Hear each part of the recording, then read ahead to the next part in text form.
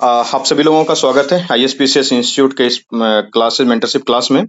हमारे साथ तीन अधिकारी जुड़े हुए हैं। ये कार्तिकेन सर, गौरव सर, सुजीत सर। सभी लोगों का स्वागत है इस प्रोग्राम में। हम लोग आज 17वीं बीपीएससी मेंस का जो फॉर्म आया हुआ है उसके पोस्ट प्रेफरेंस के बारे में चर्चा करने के लिए जा रहे हैं। और ये पोस्ट प्रेफरेंस जानना इसलिए भी बहुत आवश्यक है आप लोगों को, क्योंकि जितने भी पोस्ट आए हुए हैं इस बार पोस्टों की संख्या भी अधिक है। अगर उसको आप अच्छे से गहराई से जान समझ लेते हैं, ऐसा नहीं कि 2-4 मिनट का वीडियो यूट्यूब पे देख के काम चल जाएगा, नहीं चलेगा। बहुत लंबी क्लासेस होती हैं, आप देखेंगे इसका कई सारा सेशन हो जाने के बाद भी आपके पास डाउट बचा हुआ ही रहेगा। तो जो डाउट बचा रहेगा पेड स्टूडेंट्स का हम लोग पर्सनली भी डाउट कुछ क्लियर करने का कोशिश करते हैं, तो वो हम लोग करेंगे। और अभी हम लोग अब पोस्ट प्रेफरेंस के बारे में जानने का स्टार्ट करेंगे। तो हमारा प्रक्रिया इस तरीके से रहेगा कि सबसे पहले हर पोस्ट के बारे में अच्छे से पढ़ेंगे, जानेंगे कि एसडीएम क्या होता है, डीवाईएसपी क्या होता है, बीएएस क्या होता है, बीपीआरओ क्या होता है, एलईओ क्या होता है, सीओ क्या होता है, एमईओ क्या होता है। ठीक है, हर पोस्ट के बारे में थोड़ा थोड़ा जानेंगे, उसकी क्या सुविधाएं मिलती हैं, किस तरीके से उसके गाड़ी बंगले, उसके काम के किस तरीके से करने होता है, वर्क लाइफ बैलेंस कैसे रहता है। चूंकि अभी आप इस पोस्ट प्रेफरेंस को जानने के बाद आपका फायदा ये होगा कि आप अपने जीवन के दूसरे पड़ाव में जा रहे हैं। आज आप स्टूडेंट हैं, कल आप अधिकारी बनेंगे, फिर आपके पारिवारिक जीवन स्टार्ट होंगे, वैवाहिक जीवन स्टार्ट होंगे, फिर बच्चे होंगे। तो आप किस तरीके का नेचर है, आपके बच्चे का लाइफ करियर कहाँ जाएगा, ये सब भी बहुत चीज मैटर करता है कि आपको नौकरी कैसा मिला।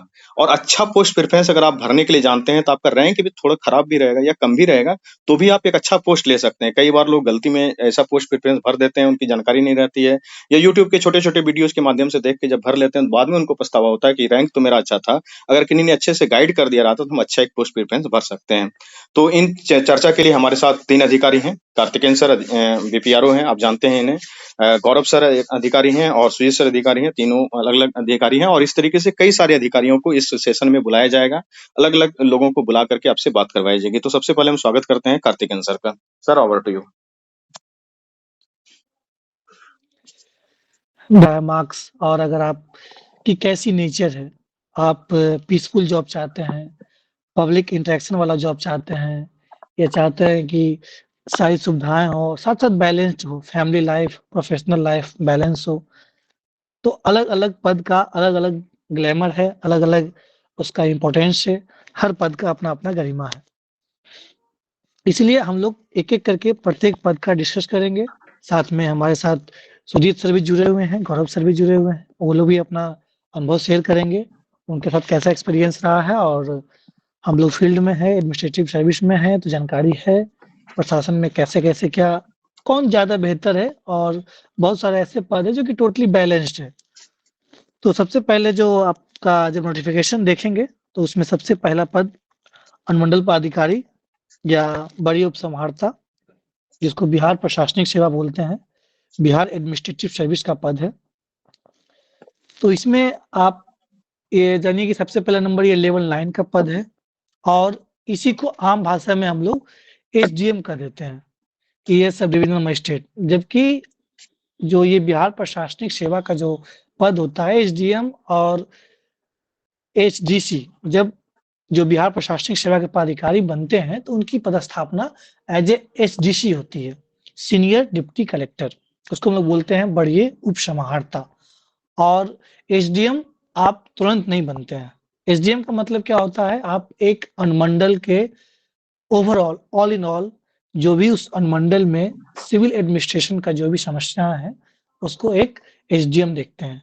एसडीएम भी कहते हैं और एसडीओ भी कहते हैं। अब दोनों में डिफरेंस है। जिस तरह से जब आप जिला स्तर पे डिस्ट्रिक्ट मजिस्ट्रेट होता है उसको हम लोग कहते हैं जिला दंडाधिकारी और जिलाधिकारी। दोनों एक ही व्यक्ति का पद का नाम है, लेकिन दोनों का फंक्शन रोल अलग अलग हो जाता है। इसमें क्या बेसिक डिफरेंस है, जब हम लोग देखते हैं कि डिस्ट्रिक्ट मजिस्ट्रेट का मतलब है कि जब आपके पास अभी भारत न्याय संहिता, नागरिक संहिता, न्याय संहिता और नागरिक सुरक्षा संहिता और एक कौन सा है साक्ष्य संहिता। तो जब ये जो पहले हम लोग आईपीसी सीआरपीसी या एविडेंस एक्ट पढ़ते थे, तो जब ये लोग इस पावर का यूज करते हैं तो वो एज ए मजिस्ट्रेट के रूप में वर्क करते हैं। यही चीज जब वो डेवलपमेंटल के रूप में यूज होता है तो अनुमंडलाधिकारी कहते हैं या जिलाधिकारी कहते हैं। तो बिहार प्रशासनिक सेवा का सबसे जो टॉप मोस्ट पद होता है, मतलब फील्ड में अनुमंडल लेवल पे, वो एसडीएम का पद होता है। लेकिन उसमें कम से कम मिनिमम 3 इयर्स 2 इयर्स 4 इयर्स जैसा आपका वर्क परफॉर्मेंस होगा उस हिसाब से आपको पद दी जाती है। तो ये लेवल 9 का पद होता है और शुरुआत में आपको ये वरीय उपसमाहर्ता सीनियर डिप्टी कलेक्टर के रूप में पदस्थापित की जाती है। वर्तमान में और भी जिले में बहुत सारे पद होते हैं, जैसे डीपीआरओ जिला पंचायत राज पदाधिकारी, PGRO public grievance redressal officer, DCLR deputy collector land reforms, NDC बोलते हैं उसको, नजारत डिप्टी कलेक्टर, नजारत उपसमाहर्ता, जिला विकास शाखा, जिला आपदा शाखा, बहुत सारे शाखाएं होते हैं, ब्रांचेज होते हैं। उस ब्रांच के उस शाखा का आप एज ए हेड के रूप में भी काम करते हैं जब आप एक बिहार प्रशासनिक सेवा के अधिकारी बनते हैं। लेकिन मूल जो पद है जिसका हम लोग नाम जानते हैं वो एसडीएम है। बाकी और भी पद हैं, जैसे कि डीपीआरओ का पद भी एक अच्छा पद है जिला स्तर पे, डीसीएलआर का पद भी अच्छा पद है, लेकिन सामान्यतः ये बिहार प्रशासनिक सेवा के अधिकारी को ही मिलता है। इसमें 2 से 3 साल, क्योंकि 1 साल तो आपका प्रोबेशन पीरियड होता है, 1 साल के बाद फिर आपको एज ए ओएसडी के रूप में भी वर्क करने को मिलता है। डीएम सर का जब आप फर्स्ट टाइम ज्वाइन करते हैं तो एज ए डीएम का ओएसडी भी वर्क करते हैं, ऑफिसर ऑन स्पेशल ड्यूटी। ये सारा वर्क प्रोफाइल उसमें अलग-अलग आपको रोल दिया जाता है, एज ए ट्रेन किया जाता है कि आप 2-3 महीने के लिए आप एक महीने बीडीओ के रूप में, 1 महीने सीओ के रूप में भी, जो बीएस के अधिकारी होते हैं, एज ए ट्रेनिंग पीरियड 1 महीने ब्लॉक डेवलपमेंट ऑफिसर और 1 महीने सर्कल ऑफिसर के चार्ज में भी रहते हैं।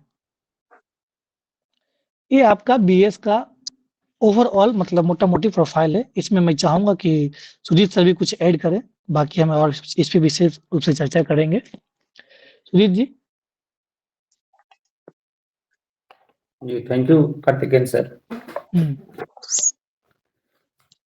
जैसा कि बताया सर ने कि सामान्यतः जिसे हम एसडीएम बोलते हैं, उनकी पहली नियुक्ति जो है एसडीसी के रूप में मूल पद जिला में होती है और उनको विभिन्न विभागों का जो है फर्स्ट टाइम प्रभार दिया जाता है। वो प्रभार डीएम साहब के ऊपर डिपेंड करता है कि एक है या एक से अधिक है। वो आपकी क्षमता के अनुसार, आपके परफॉर्मेंस के अनुसार और आपके कॉन्फिडेंस के अनुसार वो इसको अलॉट करते हैं और आपको जो भी कार्य दायित्व दिया जाता है उसको संभालते हैं। सामान्यतः उनके कार्यों के बारे में देखा जाए तो विधि व्यवस्था का संधारण, विकास की योजनाओं का क्रियान्वयन और अपने से जो भी कनीय पदाधिकारी हैं, जो भी जूनियर ऑफिसर हैं, उनके कार्यों की जो है मॉनिटरिंग करना, निरीक्षण करना और विधि व्यवस्था के साथ साथ उस सारी समस्त विभाग जो आपको अलॉट किए गए हैं उसके कामों की जानकारी डीएम को देना, ये सब इसके मुख्य कार्यों में से एक होता ही है। तो एसडीएम का पद जो है प्राइम माना जाता है बीपीएससी के द्वारा, जो भी चयनित होते हैं उसमें पहली प्राथमिकता हमारी होती है। लेकिन अगर आप वर्दी के शौकीन हैं, अगर आपको सिविलियन से ज़्यादा वर्दी को प्राथमिकता देते हैं, पुलिस पर्सनल के रूप में अपने आप को देखते हैं, तो सेम कैटेगरी का, सेम लेवल का पद होता है डीवाईएसपी जिसको सामान्यतः कहते हैं। उनकी जो पोस्टिंग होती है वो एसडीपीओ के रूप में, एक अनुमंडल पुलिस पदाधिकारी के रूप में होती है। बाकी एसडीपीओ के बारे में कार्तिकेयन सर बता पाएंगे सर। तो पहले सर हम लोग एसडीएम को थोड़ा-सा और विस्तृत जान लेते हैं, जैसा कि सुजीत सर ने बताया। गौरव जी हैं? जी हैं। गौरव जी कुछ आप भी विशेष प्रकाश डालें। आपने भी बहुत बार आपकी लॉ एंड ऑर्डर ड्यूटी लगती है। तो अभी हम लोग जो हाँ, गौरव जी।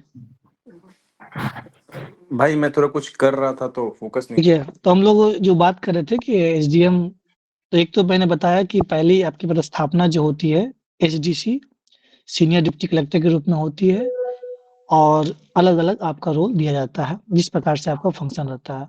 अब एसडीएम का आने वाले 2 साल में, 3 साल में, 5 साल में अगर आपकी बेहतर परफॉर्मेंस होती है, तो आपको एज एसडीएम के रूप में पदभार दिया जाता है।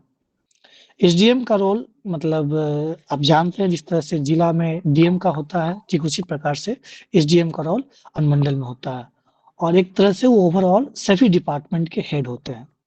जिस तरीके से एक जिले में 45 डिपार्टमेंट्स अभी वर्तमान में बिहार सरकार द्वारा संचालित है, तो 45 डिपार्टमेंट्स के हेड डीएम होते हैं। उसी प्रकार से एक अनुमंडल में जितने भी डिपार्टमेंट्स होंगे, उसके सारे ऑल इन ऑल एक एसडीएम होते हैं। दूसरा इनका महत्वपूर्ण काम जैसे होता है कि किसी भी तरह का लॉ एंड ऑर्डर समस्या हो, तो सारा लॉ एंड ऑर्डर समस्या पहले एसडीएम में देखेंगे। ये अलग बात है कि डीवाईएसपी जो होते हैं, एसडीपीओ होते हैं, वो किसी भी तरह का क्राइम्स वगैरह जो भी पुलिस एडमिनिस्ट्रेशन से संबंधित हो, वो एसडीपीओ देखते हैं। लेकिन ऑल इन ऑल एक सुप्रीम एक तरह से एसडीएम ही होते हैं, क्योंकि वो मजिस्ट्रेट होते हैं। तो किसी भी तरह का अगर कर्फ्यू लगाना हो, किसी तरह का वहाँ पे होल्ड करना हो, किसी लैंड डिस्प्यूट मामला हो, तो उसमें एसडीएम ही देखेंगे। एसडीएम का मूल और एक काम होता है, जो पीडीएस का काम होता है, पब्लिक डिस्ट्रीब्यूशन स्कीम, पीडीएस। उसमें पीडीएस में जितना भी राशन का बंटवारा हो रहा है, एमओ के माध्यम से, हम लोग का एक पद भी है बीपीएससी में, आप देखते होंगे सप्लाई इंस्पेक्टर का पद, तो उनकी मॉनिटरिंग करना के काम भी एसडीएम का ही होता है। जितने भी मेले लगते हैं, जुलूस होते हैं, किसी भी तरह का लाइसेंस दिया जाता है, जैसे अभी रिसेंटली सरस्वती पूजा आने वाला भी, आपका महाशिवरात्रि है, तो सारा कार्यभार किनको कहाँ ड्यूटी लगेगी, किसी मेले में अगर किन्हीं को लाइसेंस लेना है, आई कार्ड वगैरह सब आधार कार्ड वगैरह जमा करना होता है, अनुमंडल से अनुमति लेनी होती है, ये सारा एक एसडीएम ही देखते हैं। तो ओवरऑल इनका एक तो जो डेवलपमेंटल कार्य है, जो गवर्नमेंट की जो योजनाएं हैं, उस पे तो देखना ही है। इसके साथ-साथ लॉ एंड ऑर्डर, जमीन लैंड डिस्प्यूट्स, इसके साथ मेला, जुलूस, हर तरीके से ओवरऑल पूरा ऑल इन ऑल एक एसडीएम के पावर पे होता है। जब आप एसडीएम के चार्ज में होते हैं, तो आपको गाड़ी मिलती है, साथ में 2 होमगार्ड होते हैं, 1 अर्दली होते हैं, तो ओवरऑल पर्क्स एंड अलाउंस ठीक-ठाक अच्छा खासा होता है। ये आपका एक एसडीएम का लगभग ओवरऑल। किसी को इनमें कुछ पूछना है तो बताइए?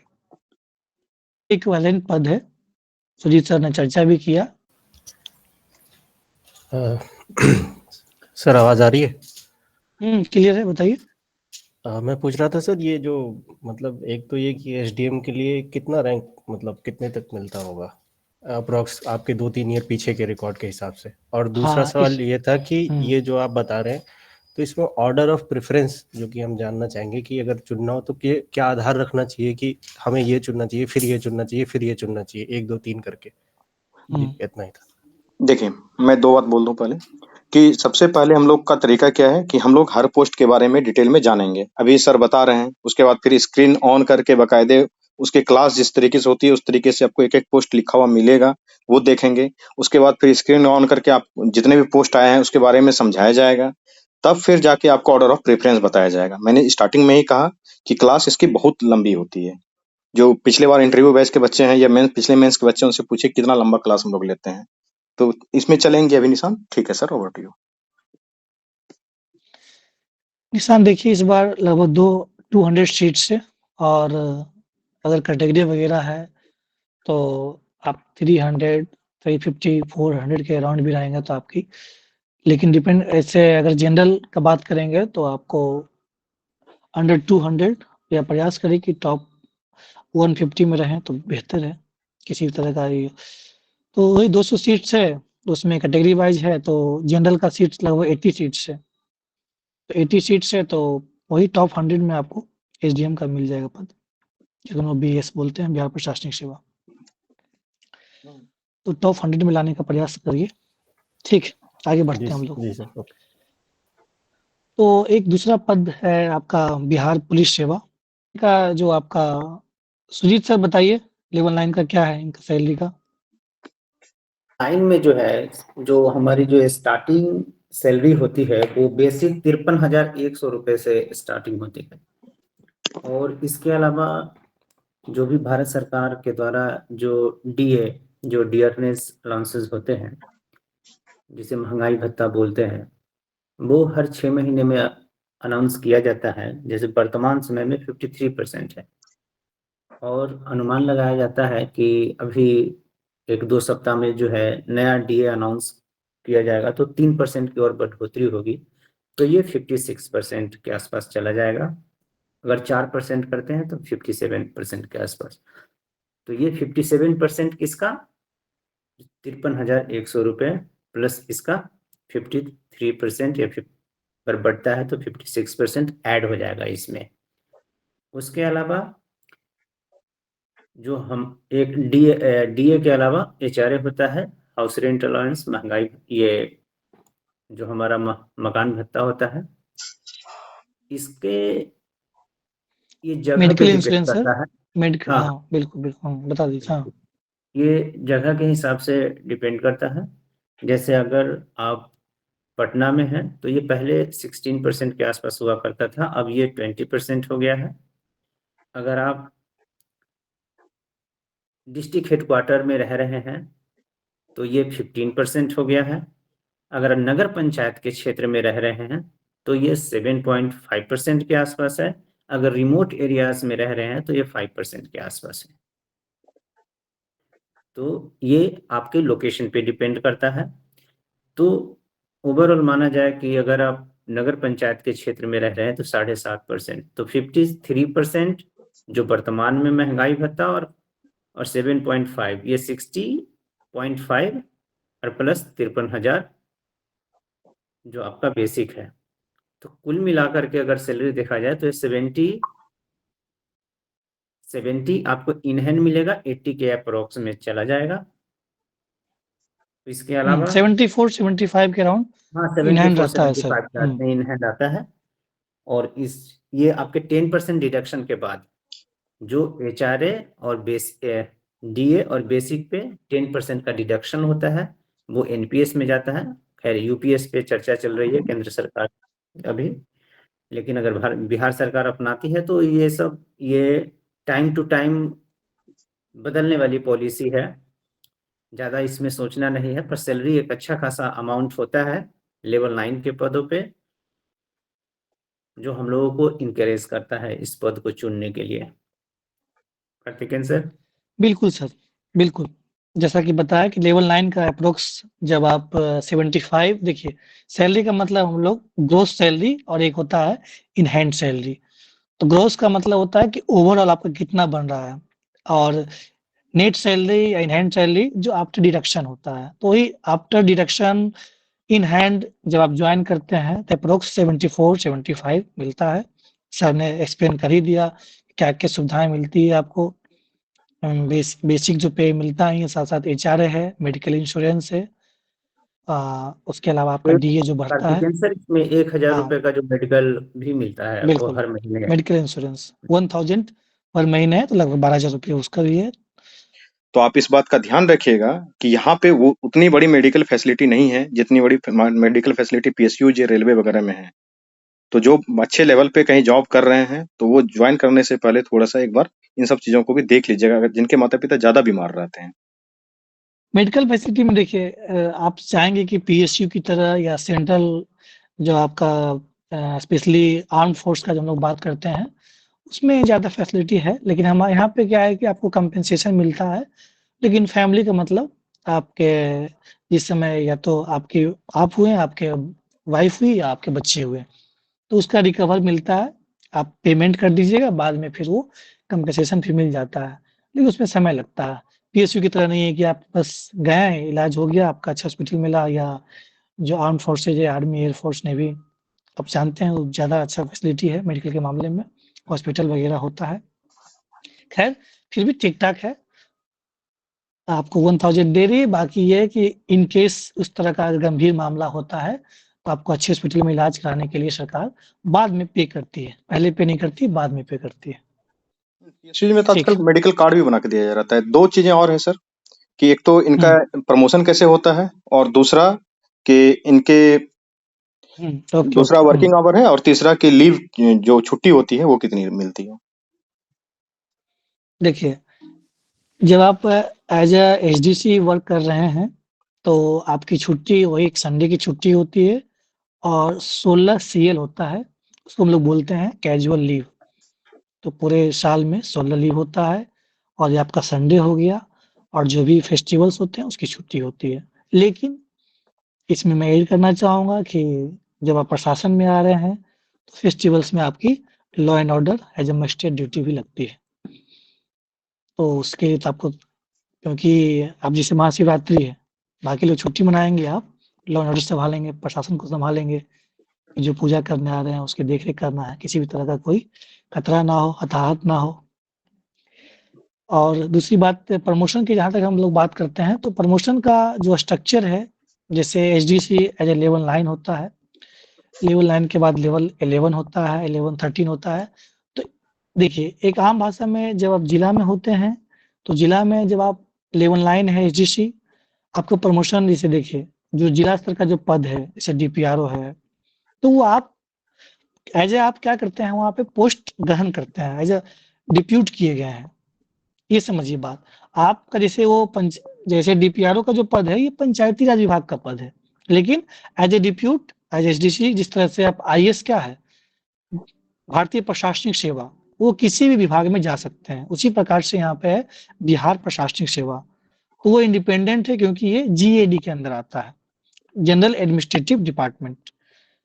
तो इसका क्या इंडिपेंडेंट है, गवर्नमेंट कहीं भी इनको डिप्यूट कर सकती है। इनका पद का हायरार्की ये है कि आप लेवल 9 पे ज्वाइन करते हैं, अप्रोक्स 8 9 10 के बाद आपका लगभग लेवल, मतलब 8 साल 9 साल 10 साल के बाद आपका प्रमोशन लगभग हो ही जाता है। लेवल 11, लेवल 13, उसमें पद का हायरार्की ये है कि जैसे लेवल 9 पे आप रहते हैं, उसके बाद आपका जब प्रमोशन वहाँ होता है विभाग में, अगर आप रहते हैं तो अंडर सेक्रेटरी होता है, डिप्टी सेक्रेटरी होता है, ज्वाइंट सेक्रेटरी होता है, एडिशनल सेक्रेटरी होता है, उसके बाद सेक्रेटरी होते हैं, फिर आपका एसीएस एडिशनल चीफ सेक्रेटरी होता है। ये आपका पद का हायरार्की है। अब वो पद आप जैसे कि लेवल 11 में होते हैं, लेवल 9 से लेवल 11 पे जाते हैं, तो आप डीपीआरओ के रूप में भी काम करते हैं। लेकिन जब विभाग में चले गए तो अंडर सेक्रेटरी, उसके बाद बढ़ेंगे तो डिप्टी सेक्रेटरी।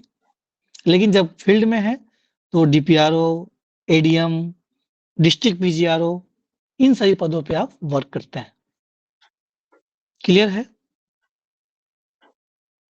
सर एक बार और, जो आगे हाँ। से हम लोग पोस्ट प्रेफरेंस डिस्कस करते हैं, हम लोग जानते हैं होलिस्टिकली जब डिस्कस करते हैं तो उसमें 3-4 बातें और भी हम लोग ऐड कर लेते हैं कि किस किस पोस्ट में गाड़ी मिलेगा, ड्राइवर मिलेगा, बंगला मिलेगा, वो जो पर्क्स वो बोलते हैं इसे, वो साथ में हम लोग लेके चलेंगे।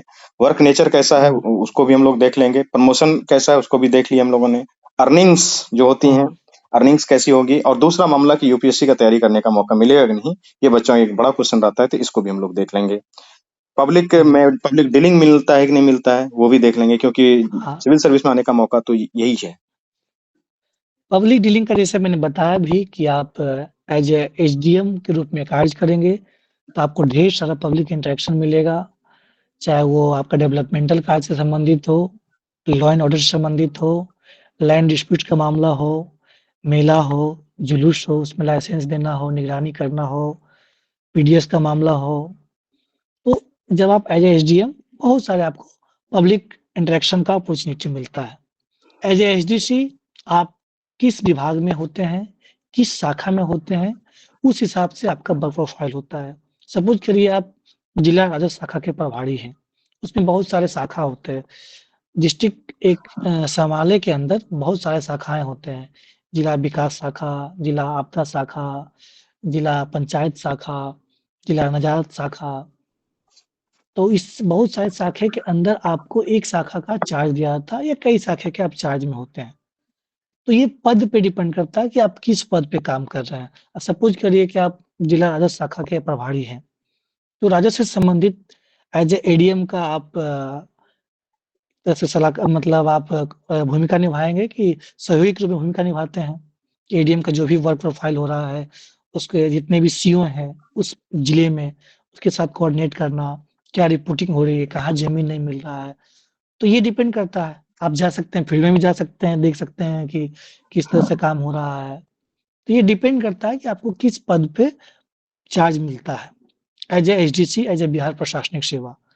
लेकिन जो कुछ ग्लैमर पद है जिसका मैंने जिक्र किया, जिला पंचायत राज पदाधिकारी, पीजीआरओ, इसको लोग बोलते हैं पब्लिक ग्रीवांस एडिशनल ऑफिसर, लोक शिकायत निवारण पदाधिकारी, DCLR, deputy collector land reforms, भूमि सुधार उपसमाहर्ता, एनडीसी नजारत उपसमाहर्ता। ये सब पद जो है ग्लैमरस पद है।